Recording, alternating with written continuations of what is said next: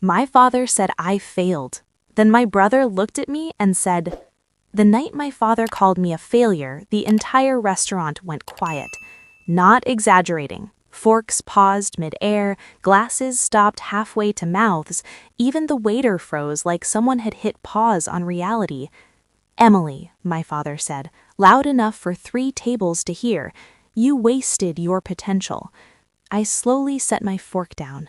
Across the table sat my parents, my brother Daniel, and about 10 relatives celebrating my father's retirement. Apparently, the celebration had turned into my public performance review. "I didn't waste anything," I said calmly. Dad laughed. "Not the friendly kind, the sharp kind. You quit a stable job to chase some internet fantasy. It's a company. You have no office. Plenty of companies start without offices. You have no employees." I sipped my water. Not yet. Dad leaned back in his chair and shook his head. 32 years old and still playing startup. My aunt shifted awkwardly. My cousin stared at her plate. My mother did what she always did when Dad started something like this. Nothing. "You know," Dad continued, "your brother built a real career." Daniel cleared his throat. "Dad, no, let's talk about it," Dad said. "Daniel runs operations for a real company, real revenue, real growth." Daniel looked uncomfortable. I looked amused, because the funniest part of this conversation was that Dad had absolutely no idea what he was talking about. "I'm proud of Daniel," I said. "Well, you should be," Dad replied. "He works in the real world." The real world. I leaned back in my chair. "You mean the company I helped him build?" Dad snorted. "Oh, please." Daniel suddenly stared very hard at his napkin. "Dad," he said, quietly. But Dad wasn't finished. "Your brother actually built something real," Dad said. Daniel slowly put his fork down. Then he looked at me. Not Dad, me. And with the calmest voice in the room, he said something that made the entire table go silent. "Actually," Daniel said, "Dad," he pointed at me. "She's the founder." Every head at the table turned toward me. My father blinked. "What?" Daniel didn't look away from him. "You heard me." And the moment he said the company's name out loud, my father's expression changed completely. Because the small startup he thought I failed at was the company he had unknowingly bragged about to his friends for years. The restaurant went completely silent. "Actually," Daniel repeated calmly, "Dad, she's the founder." My father blinked like he had misheard something. "What?" Daniel didn't hesitate. "The company you keep bragging about to your golf buddies?" He pointed at me again. "She started it." Dad frowned. "What company are you even talking about?" Daniel leaned back in his chair. "Atlas Logics." The name landed on the table like a dropped glass. My father's face froze. For a moment, he didn't speak. Then he laughed. A short, confused laugh. "That's not funny." "I'm not joking," Daniel said. Dad shook his head. "No, that's the logistics software company you work for." "Yeah. And you're the operations director." "Also true." Dad leaned forward. "So what does that have to do with her?" Daniel turned slightly toward me. "Emily wrote the first version of the platform." Dad looked at me like I had suddenly grown a second head. "That's ridiculous." I shrugged. "It started as a side project." Dad waved his hand dismissively. "A side project doesn't turn into a multi-million-dollar logistics platform." "Depends on the side project." My cousin slowly lowered her fork. "Wait, are we talking about the Atlas Logics that ships like half the regional freight contracts?" Daniel nodded. "That one." My aunt's eyes widened. "Oh my God!" Dad looked around the table like everyone had suddenly joined some elaborate prank. "This is nonsense," he said. "You're telling me my daughter, who quit her job and sits at home with a laptop, built Atlas Logics?" Daniel answered calmly. "Yes." Dad pointed at him. "Then why are you the one running it?" That was the real question, the one nobody had asked out loud yet. Daniel didn't hesitate, because when the investors came in, they were more comfortable with me as CEO. The table went quiet again. Dad frowned. So she just stepped aside? I sipped my water. It wasn't a big deal at the time. Dad stared at me. You built the company and then gave it to your brother? I didn't give it away. Then what did you do? Daniel answered. She kept the majority equity. Now Dad looked confused.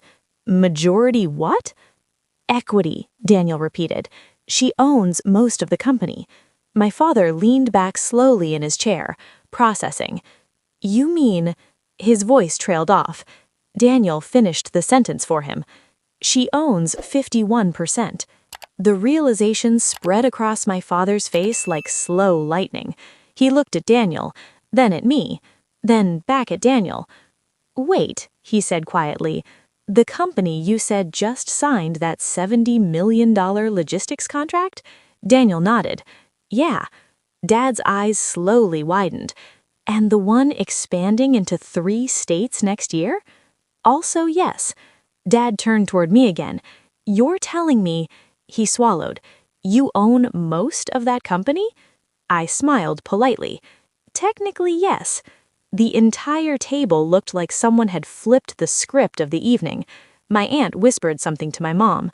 My cousins stared at me like she had never met me before. But my father still looked stuck between disbelief and pride. Then why, he said slowly, did you let me believe Daniel built it? I thought about that for a second, then I answered honestly. Because I never needed you to believe it. That hit harder than anything else.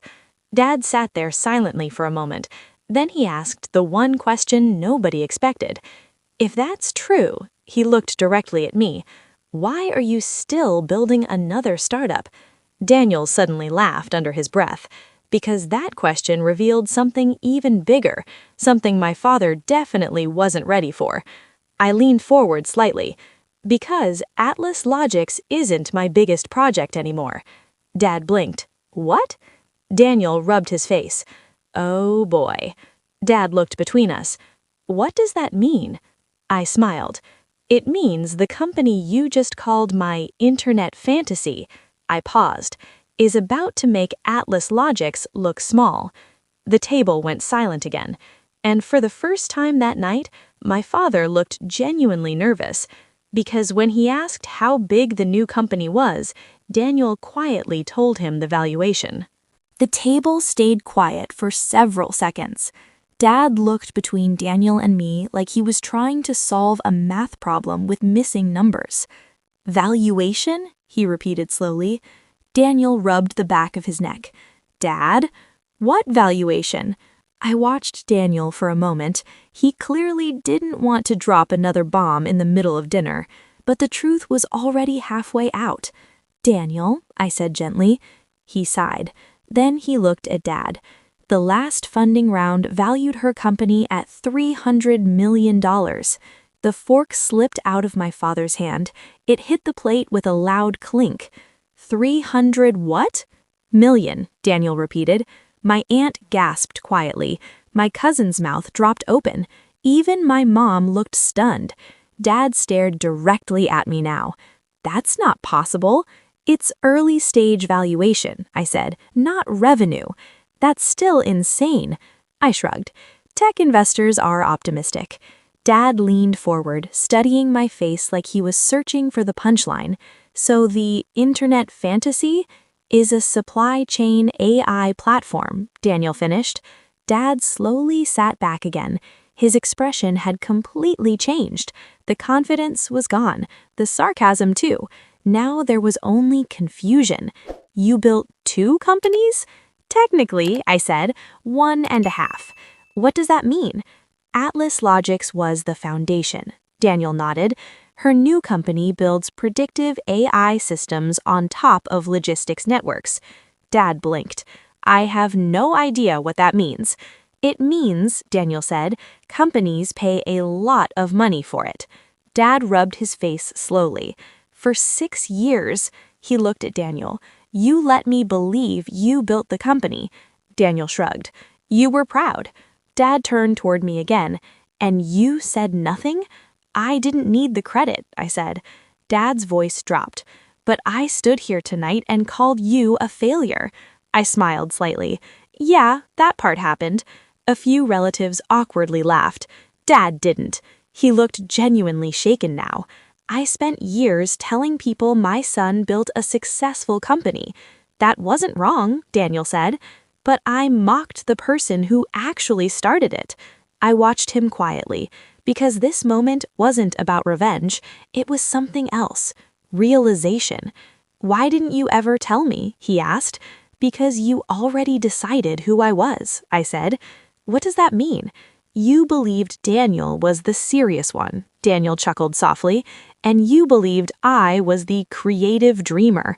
Dad didn't argue, because it was true. I thought you were chasing ideas, he admitted. I was, I said, and sometimes chasing ideas builds companies. The waiter arrived awkwardly with dessert. Nobody touched it. Finally, Dad said something very quietly. I owe you an apology. The table went silent again. I shouldn't have said those things. I nodded. Thank you. Then Dad asked something unexpected. Are you happy? That question surprised me. Yeah, I said. Even without the recognition? I smiled. I never needed recognition. I looked around the table. But moments like this are kind of funny. Daniel laughed. Dad shook his head slowly. I can't believe this. Then he looked at me again. My daughter built a $300 million company. I raised my glass slightly, and the night started with you calling me a failure.